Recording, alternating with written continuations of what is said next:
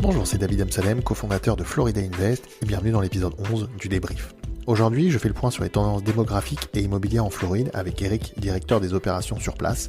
Nous couvrons aussi les meilleurs moyens de sourcer des produits dans un marché de vendeurs, les nouvelles politiques des banques américaines liées au Covid et notre dernière acquisition dans le cadre de la foncière FI Capital 20, un immeuble de 8 appartements juste à côté de Brickell, acheté 15 à 20% en dessous de sa valeur d'estimation. C'est parti. Salut Eric, comment vas-tu ? Franchement, ça va pas mal en Floride. Justement, dis-nous de manière générale comment se passe la vie en Floride en ce moment pour commencer. Écoute, je sais que je vais t'étonner parce que je suis évidemment l'actualité en France et je sais comment est gérée la crise du Covid en France. Ici, on est plutôt tranquille. L'État de Floride, contrairement à certains autres États, même aux États-Unis, c'est un État qui est plutôt privilégié parce qu'on n'a quasiment pas été confiné. Mon équipe a toujours travaillé, bien qu'il y ait eu quand même une partie de l'équipe qui a travaillé à distance. On vit, je dirais, quasiment normalement, il n'y a pas de problème d'horaire, les magasins sont ouverts, et on vit une vie quasiment normale, comparée aux autres États, et encore plus comparée à l'Europe ou la France, évidemment. Si tu veux, on peut effectivement faire le point sur les tendances actuelles en Floride. Donc, comme on le dit souvent dans nos derniers contenus, dans nos newsletters et dans nos vidéos, c'est effectivement la Floride qui est passée numéro 1 en termes d'emménagement. Ça depuis à peu près l'année dernière. Et donc, effectivement, il y a beaucoup de nouveaux arrivants. Qu'est-ce qu'ils vont chercher principalement? C'est un meilleur coût de la vie, une meilleure qualité de vie, quitte à adopter pleinement le télétravail. Effectivement, autant le faire dans des conditions où il fait beau, chaud et la fiscalité n'est pas trop importante. Au-delà de ça, moi j'ai observé, parce qu'il y a un rapport du Council of Criminal Justice qui est sorti ces dernières semaines et qui montre l'augmentation de la criminalité dans certaines villes, effectivement, comme Chicago, New York et Los Angeles, qui sont les trois sur le podium. Donc effectivement, je pense qu'il y a un climat plus paisible, plus serein en Floride et ça se ressent. De l'autre côté, c'est vrai qu'il y a beaucoup d'entreprises qui sont parties s'implanter en Floride, en provenance notamment de New York et de la Silicon Valley. On en parle beaucoup dans nos newsletters, hein, et peut-être presque chaque semaine, on a eu une entreprise de renom qui vient s'implanter, ouvrir une filiale en Floride. On a observé que l'immobilier de bureau explosait, notamment à Brickell, alors que c'est une crise qui est censée faire souffrir le bureau. Donc ça, c'est effectivement assez surprenant. De ton côté, en termes de demande locative, est-ce que tu observes au niveau de la gestion une demande nouvelle, de nouveaux arrivants justement? Alors, on a beaucoup de personnes qui louent, enfin beaucoup, j'exagère, mais on a eu pas mal de propriétés qui ont été louées par des résidents californiens, entre autres, euh, sans voir le bien, simplement en l'ayant visualisé au travers une vidéo de leur agent immobilier ici. Donc effectivement, on remarque aussi une entrée migratoire dans notre parc de gestion, absolument. Je te propose de faire un petit peu le point sur le marché. Nous, on est très implanté, comme les gens qui nous écoutent le savent, sur les multifamilies, sur les logements, on va dire middle market de manière générale, hein, sur le segment du middle market. Est-ce que tu peux peut-être nous donner une température du marché et de l'inventaire en ce moment? Alors, nous, on s'est aperçu, puisqu'on achète tous les jours, hein, parce qu'on analyse quand même beaucoup de biens, que ce soit pour nos foncières ou pour nos investisseurs directs ou indirects. Et on s'est aperçu qu'effectivement, il y a un grand nombre d'arrivées de biens, des biens qui seraient peut-être pas venus sur le marché, si les prix n'étaient pas aussi, je dirais aussi booming, parce que le marché est en train de monter maintenant. Donc on voit un peu tout et n'importe quoi, on est très prudent aux acquisitions, mais effectivement, il y a un marché qui est très dynamique. Le marché de la multifamily, c'est un marché qui est extrêmement dynamique, beaucoup plus dynamique qu'avant maintenant, parce qu'effectivement, les personnes, on se retrouve avec deux catégories de personnes. D'abord, il y a le vendeur, qui voit les prix monter, et qui se dit c'est peut-être le moment de sortir, et de prendre ma plus-value. Et puis il y a effectivement aussi l'acheteur qui a des liquidités, qui vient d'un autre état, où les prix sont beaucoup plus élevés, et qui va aussi, lui, faire monter le marché. Donc on se retrouve avec une dynamique qui est très importante. Alors évidemment, ça nous amène à la prudence, parce qu'on ne veut pas acheter au plus haut du marché, mais il se passe des événements très particuliers. C'est vrai que sur le marché, on voit tous les jours des produits à des prix de plus en plus ridicules. Ça, c'est une réalité.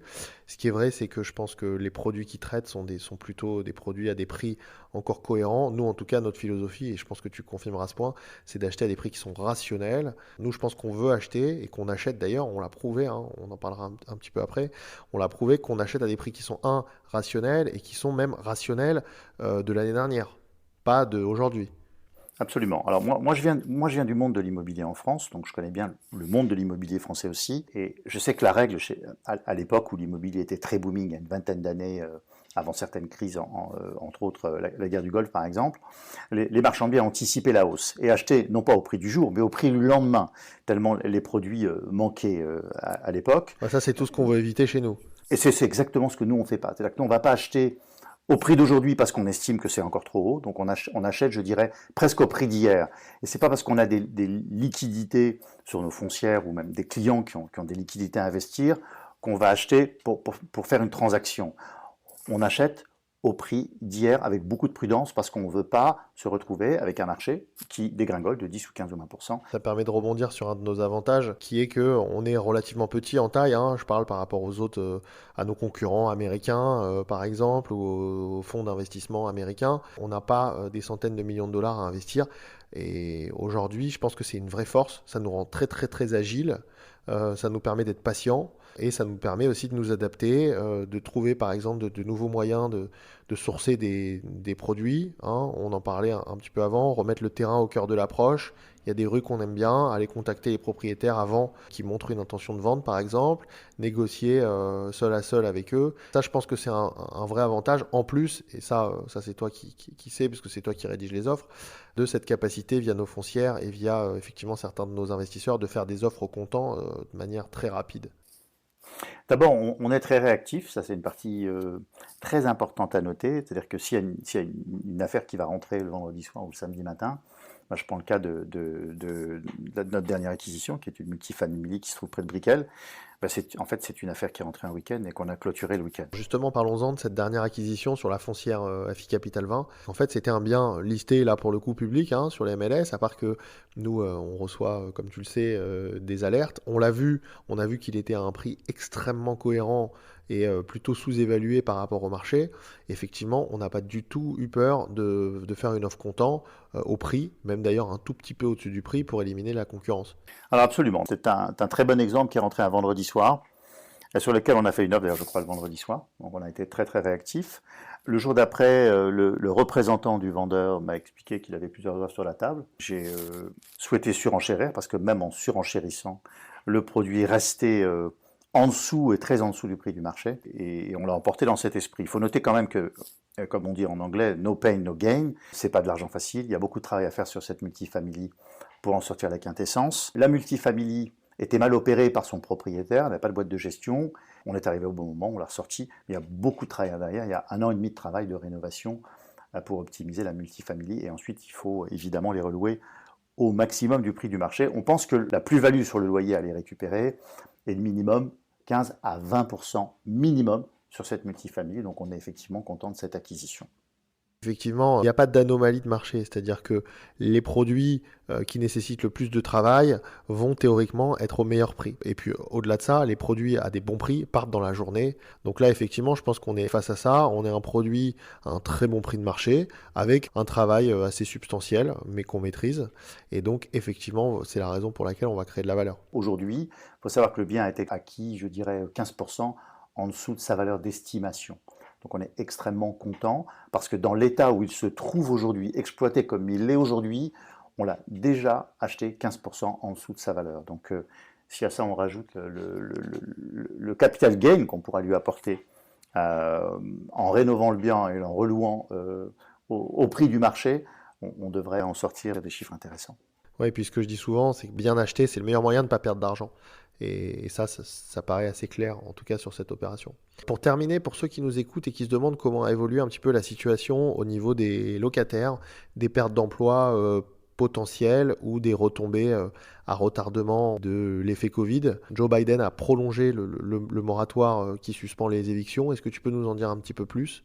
D'abord, les jugements tombent. Donc, si les locataires ne sont pas sortis de leur appartement manu militari par le shérif, les jugements d'éviction tombent tous les jours. Par rapport à notre parc de gestion, ça représente vraiment un très faible pourcentage qu'on pourrait compter, moins que sur le doigt d'une main, mais les évictions tombent et les locataires s'en vont, quoi qu'il arrive, même si, encore une fois, il y a un moratoire qui a été étendu. Le moratoire concerne le déplacement du shérif pour sortir le locataire manu militari, mais les jugements tombent tous les jours. Donc, de toutes les façons, les locataires ont un bon comportement tout simplement parce qu'un jugement d'éviction, ça reste à vie dans les enregistrements publics d'une personne. Voilà. Donc il se comporte bien, c'est très exceptionnel que l'on arrive jusqu'à déplacement du shérif pour sortir le locataire. Donc c'est une légende d'imaginer que le moratoire fait que les personnes profitent pour rester plus longtemps dans leurs biens, c'est pas vrai. En tout cas, nous, on l'a pas constaté dans notre parc de gestion. Et enfin, au niveau des banques et des accès à l'emprunt bancaire, je sais que ça s'est pas mal durci, politique de Covid ici et là. Est-ce que tu peux nous en dire un petit peu plus sur l'évolution de justement de l'obtention d'emprunts? Je pense qu'il y a pas mal d'investisseurs qui se demandent. Et puis nous, sur les foncières, on est exposé à ça aussi. Est-ce que tu peux nous en dire un peu plus? Bien sûr, alors d'abord les banques ont beaucoup appris de leur expérience durant la crise des subprimes, donc elles n'ont absolument pas l'intention de recréer un volume important de prêts à risque. Les banques sont très très prudentes aujourd'hui, c'est-à-dire qu'elles vont demander 6 mois, 12 mois d'avance de réserve avant d'accorder un financement ou un refinancement pour l'acquisition d'un bien immobilier. Mais on finance, puisqu'on a refinancé une multifamily dernièrement d'un de nos clients investisseurs qui rachète un bien en complément. Donc on refinance tous les jours, mais les banques sont beaucoup plus exigeantes qu'avant. On est habitué à entrer avec des banques qui sont spécialisées dans l'investissement immobilier, donc on leur présente les documents qu'il faut, mais c'est un petit peu plus compliqué qu'avant, et c'est normal dans la période du Covid que les banques demandent 6 mois, 12 mois de réserve, et le paiement en compte séquestre, par exemple, de la prime d'assurance et des taxes, des property tax du bien immobilier. Elle se couvre au maximum, même en France, on commence à voir ça depuis un petit moment, hein, ils ont renforcé leurs règles aussi. Donc c'est pas surprenant, mais écoute, merci beaucoup Eric pour toutes ces précisions, et puis je te dis à très bientôt. J'espère que ce 11e épisode du débrief vous a plu. Si vous avez des questions, n'hésitez pas à les poser en commentaire, et je vous dis à très bientôt pour un prochain épisode.